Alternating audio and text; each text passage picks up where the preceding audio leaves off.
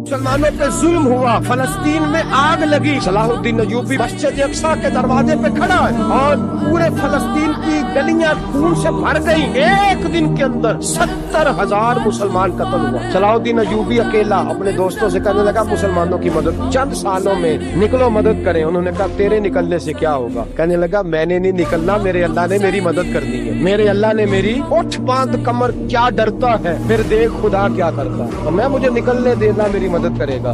थोड़ा थोड़ा करके फौज जमा की, कोशिश की। चंद सालों के बाद उसी जगह जहाँ मुसलमानों का खून बहा था, अल्लाह ने इस्लाम का झंडा फिर से बुलंद कर दिया। सलाहुद्दीन अय्यूबी फातेह बन के मस्जिद अक्सा के दरवाजे पे खड़ा है। चंद साल गुजरे, ईसाइयों का अपना वो जुल्म अभी याद है और ईसाई सारे लीडर कहते हैं तैयारी कर लो, अब हमारे बच्चे काटे जाएंगे, औरतें बेवा होंगी, गर्दनें कटेंगी।